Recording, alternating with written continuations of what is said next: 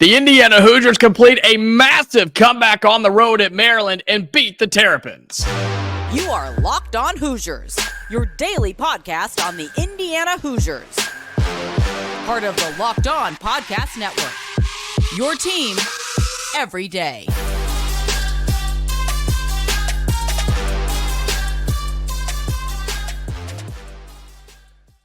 Welcome in. It is the Locked On Hoosiers podcast. I'm your man, Jacob Goins. I appreciate you being here, making this your first listen each and every day. We are a part of the Locked On Podcast Network, which is your team every day. Today's episode is brought to you by Nissan. Are you the kind of driver that likes to push things a little further? Ever wonder what adventure could be around the next corner? Take the Nissan Rogue, Nissan Pathfinder, or Nissan Armada and go find your next big adventure. Check them all out today at nissanusa.com. The Indiana Hoosiers go on the road and beat Maryland 83-78 in a game that they were down by 16 points in the second half. It truly is unbelievable and a massive comeback that I just didn't think this team was capable of. And I don't think many of us did think that they were capable of. Down by 16 in the second half, go on a run in a game that was full of runs, and they were on the right side of it by the very end. 83-78, back-to-back wins for Indiana. Isn't that kind of crazy? We haven't had that happen very much, especially in conference play. We're going to talk about all of that today. Likes and dislikes, looking ahead for the men as they have a couple of more games in the regular season, plus the women wrapping things up in the regular season as well. Look, this is, as I said, a comeback, a game that I didn't have a ton of confidence in. We were nearly double-digit underdogs on the road against Maryland, and it was back and forth. You had 6-0 runs. You had a 7-0 run by the other team, then an 11-0 run by the other team, and it was just a really weird game that you don't normally see. And by the first 20 minutes at the half, we're down by 10, and we're thinking, great, here we go again. Team can't shoot, can't play on the road, turnovers. Maryland shoots 28% from three on the year, but they've made 4 or 5 in the first half. You're thinking, all right, well, we're just not going to win this game. And then you come in and outscore them in the second 20 minutes, 50-35. 50 points and a half by this Indiana team is remarkable. Something, especially in conference play, just haven't seen a whole lot of. And sure, a lot of it had to do with good shooting, especially from downtown, going of 7 of 16 from behind the arc, something we just haven't done a whole lot of this year. But you did the things that you were supposed to do on the road. You defended really well in the second half. You made your free throws when you had the opportunity. And I was hoping in this game that Maryland was going to cool off eventually because they're not a good shooting team. They're one of the worst, I think, bottom 3 teams in the country when it comes to shooting the 3-ball. And they did eventually cool off. And Indiana kept fighting, played with a little urgency, and it looked like they were having a little fun, which is kind of crazy too. And they used all of that to come back in this game. They didn't lay over and die. And they got another nice win. They stayed above that bottom 4 line in the Big Ten. And this was, again, a road game where Indiana just hasn't played well all season long on the road in conference play. And you win 83-78. Some of the scoring totals for the Hoosiers in a game that Malik Reneau had an injury scare there in the second half where he took a shot where you don't want to take a shot.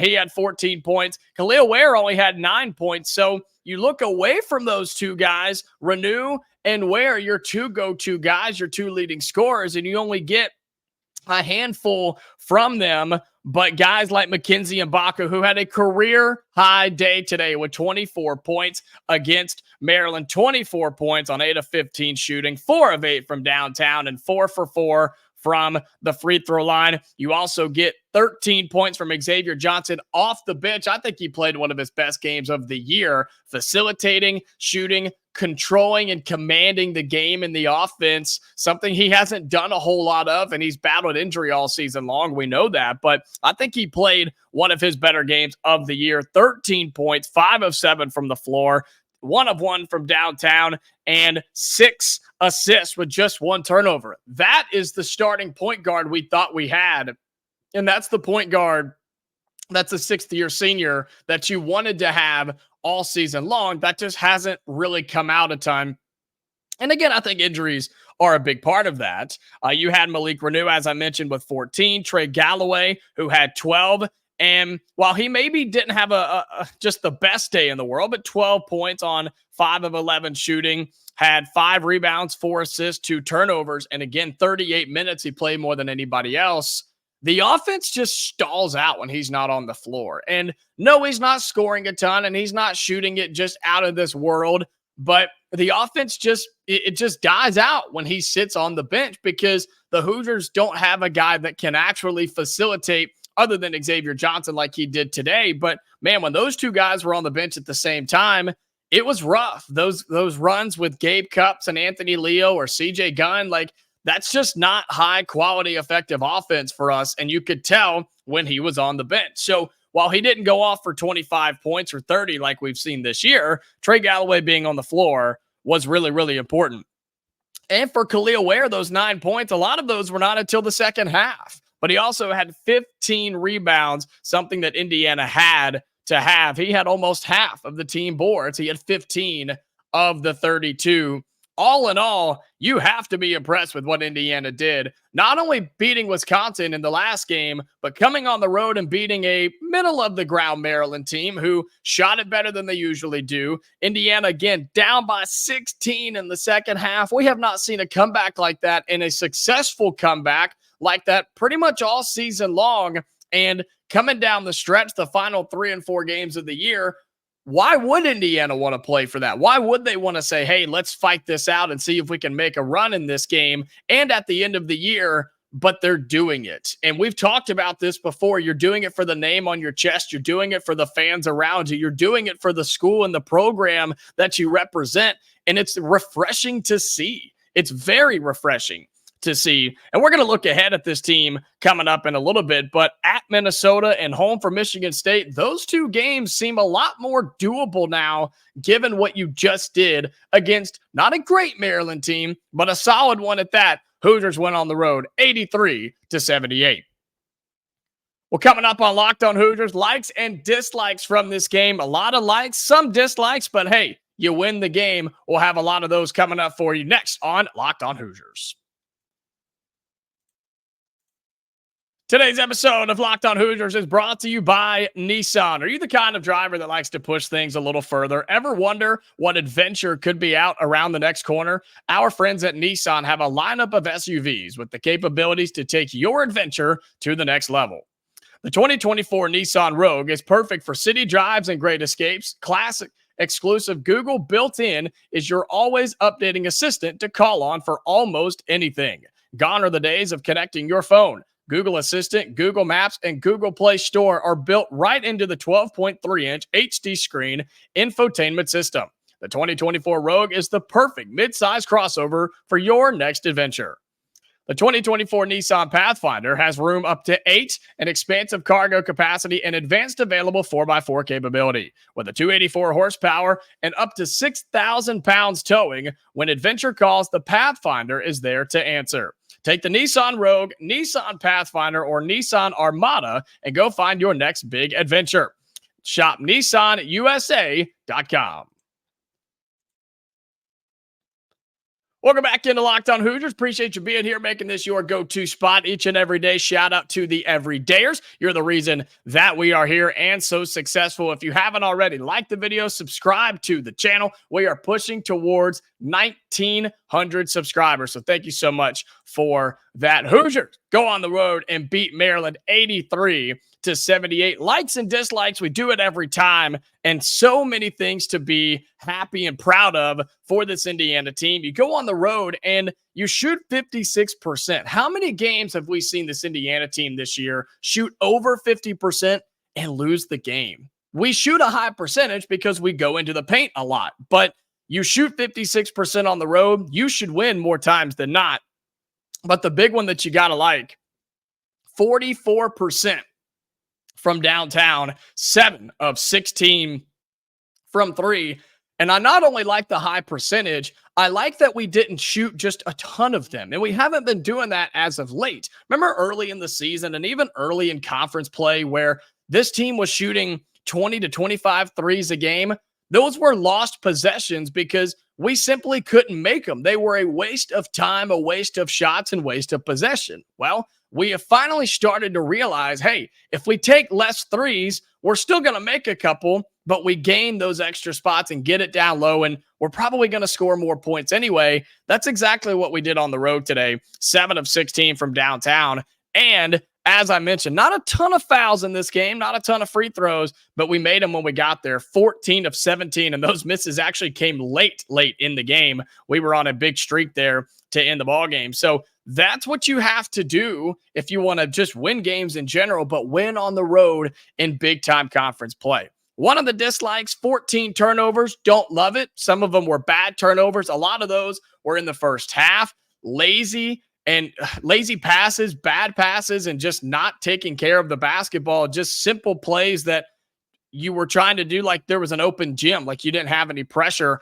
And Maryland took advantage of it early, but the Hoosiers cleaned that up.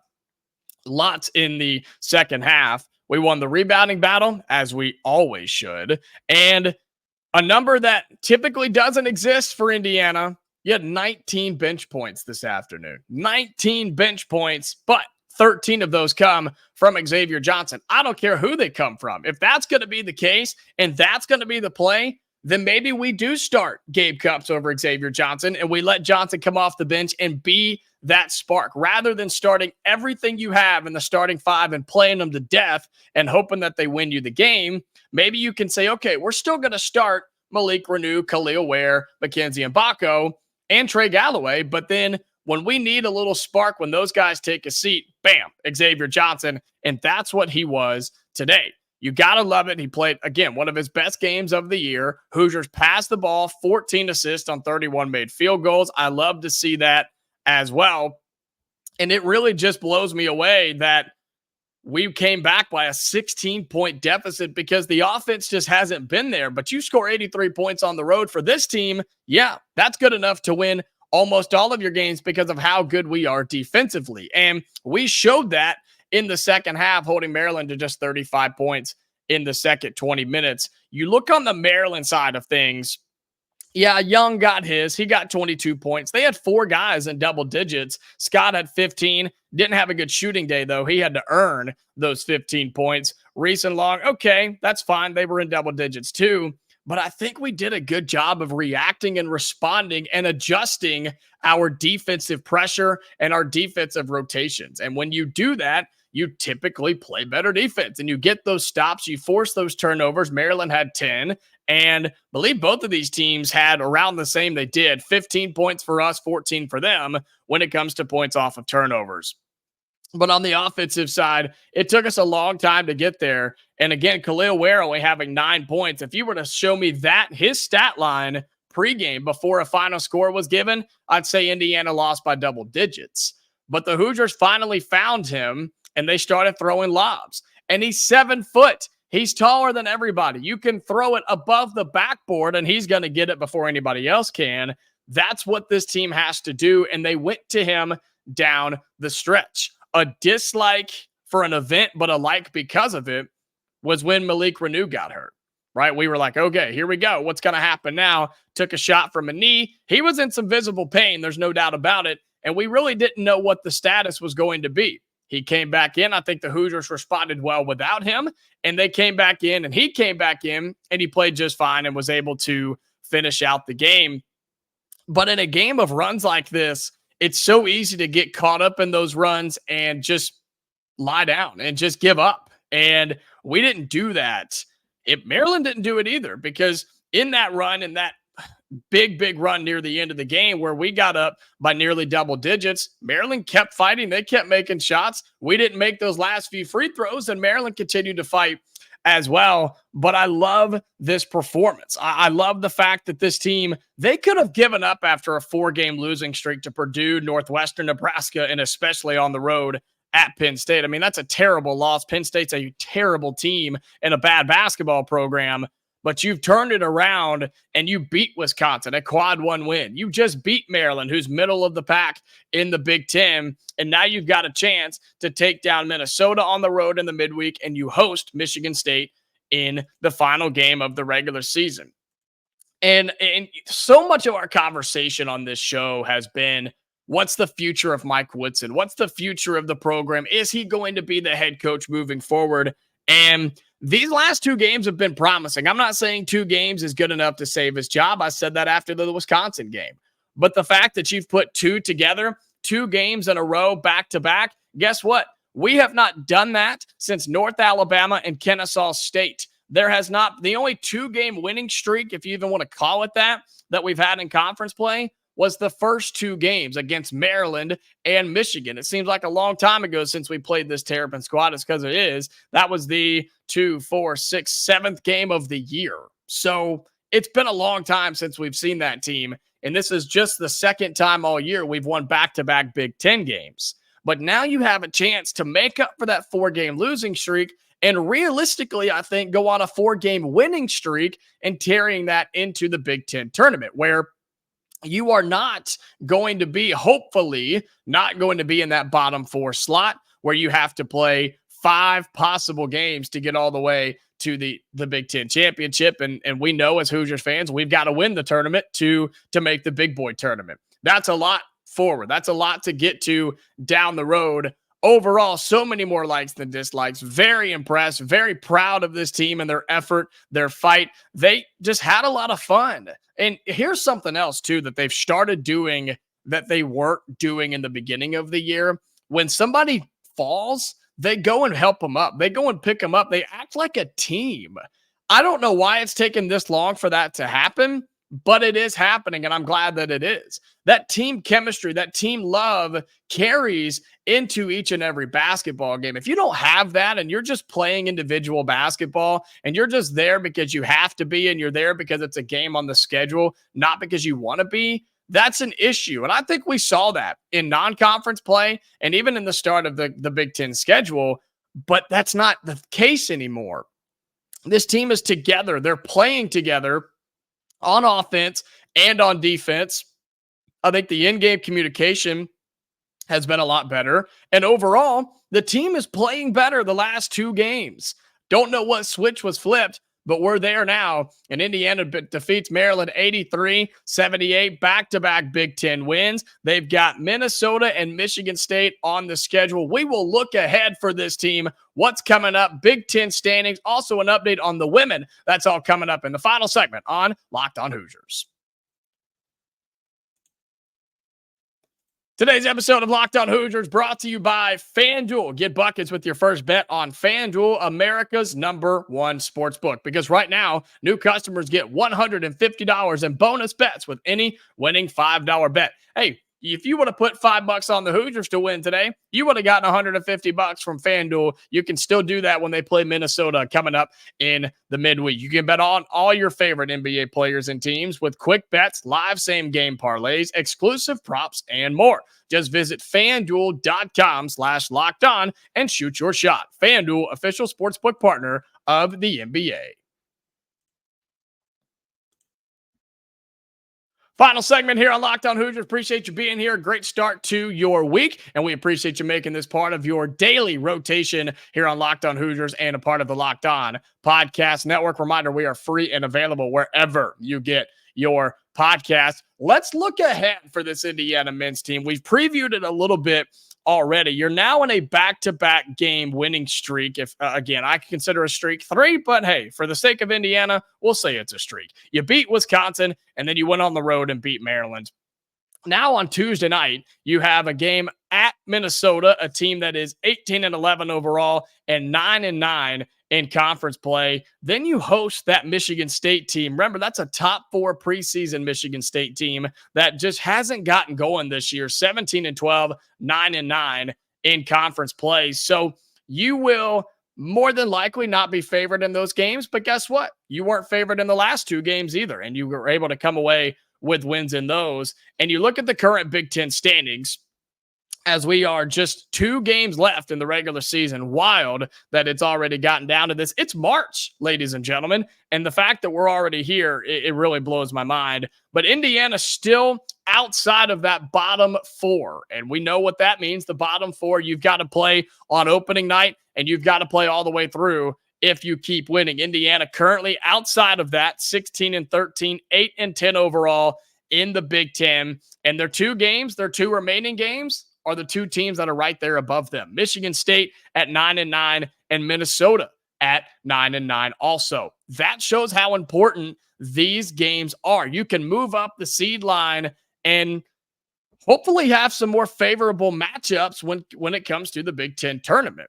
Are you going to completely fall out and into that bottom four? Probably not. I think you're okay, but you're only a half a game up on Penn State and Rutgers. So you really can't afford a whole lot of slip up anyway, but this win over Maryland was a great start to keep you above that. Purdue's still at the top. They're going to claim that. Illinois will be second. Northwestern currently third. Nebraska inside that top four. Wisconsin has slipped. They're now in the fifth spot in the current Big Ten standings, but it doesn't get any bigger than this. You've got the two teams that are above you in the standings on your schedule, one at Minnesota and back home here in Bloomington at Assembly Hall versus Michigan State. If that's not enough motivation, I don't know what is. And I would love to see this team get on a roll, get on more of a streak, and carry that into the Big Ten tournament. And then at that point, who knows? It's postseason play.